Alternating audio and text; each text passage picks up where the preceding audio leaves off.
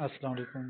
First year physics का हमारा chapter number 2 चल रहा था, जिसमें हमने चैप्टर नंबर 2 में वेक्टर के बारे में पढ़ा था कि वेक्टर क्या होता है, स्केलर क्या होता है। फिर हमने वेक्टर को रिप्रेजेंट करने का तरीका देखा था। वेक्टर को रिप्रेजेंट करने के दो तरीके हमने देखे थे, जिसमें हमने कहा था कि वेक्टर को हम ग्राफिकली रिप्रेजेंट कर सकते हैं और सिम्बॉलिकली रिप्रेजेंट कर सकते हैं। उसके बाद फिर हमने वेक्टर्स की जो एडिशन था उसको हमने देखा था कि वेक्टर को हम ऐड कैसे कर सकते हैं, जिसमें हमने देखा था कि हेड टू टेल रूल। और उसके बाद हमने देखा था कि वेक्टर को सब्ट्रैक्ट कैसे कर सकते हैं। तो जब वेक्टर की सब्ट्रैक्शन की बात की थी तो उसमें हमने क्या कहा था कि हम वेक्टर की जो डायरेक्शन है उसको रिवर्स कर देते हैं तो वो सब्ट्रैक्शन में आ जाता है। नेक्स्ट हम देखते हैं कि वेक्टर की जो मल्टीप्लिकेशन है वो कैसे होती है। जिस तरह हम वेक्टर को ऐड करते हैं उसका भी एक ख़ास तरीका है, सब्ट्रैक्ट का भी एक ख़ास तरीका है। उसी तरह वेक्टर की मल्टीप्लिकेशन के भी दो मेथड हैं, ठीक है। एक हमारा होता है डॉट प्रोडक्ट और एक होता है क्रॉस प्रोडक्ट। वो आगे जाकर हम देखेंगे। वेक्टर को मल्टीप्लाई करवाने के दो तरीके होते हैं, एक डॉट एंड क्रॉस प्रोडक्ट।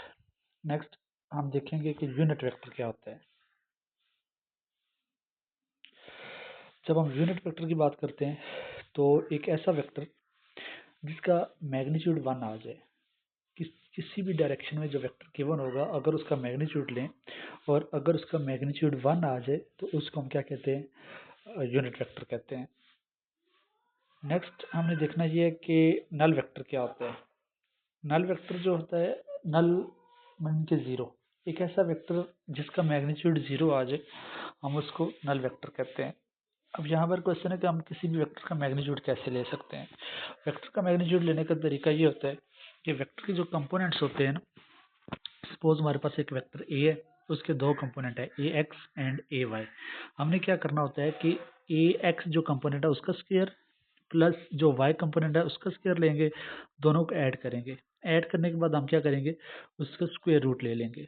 यानी वेक्टर के कंपोनेंट्स का स्क्वायर और सम लेने और उसको स्क्वायर रूट ले लेंगे। जब स्क्वायर रूट लेंगे तो जो आंसर आएगा वो हमारा मैग्नीट्यूड आ जाएगा वेक्टर का। तो ऐसा वेक्टर जिसका मैग्नीट्यूड 0 आ जाए वो हमारा नल वेक्टर हो जाएगा। इसी तरह हम देखते हैं कि इक्वल वेक्टर, दो वेक्टर्स इक्वल तब होंगे कि सपोज हमारे पास दो वेक्टर हैं, एक ए और एक बी है। ए और बी तब इक्वल होंगे अगर उनका मैग्नीट्यूड और डायरेक्शन दोनों सेम हो। अगर ए का जो मैग्नीट्यूड है वही बी का मैग्नीट्यूड भी आए, जो ए की डायरेक्शन है वही बी की डायरेक्शन हो, तो हम क्या कहते हैं, दोनों इक्वल वेक्टर हैं। नेक्स्ट जो है हमारे पास रेक्टेंगुलर कंपोनेंट ऑफ वेक्टर।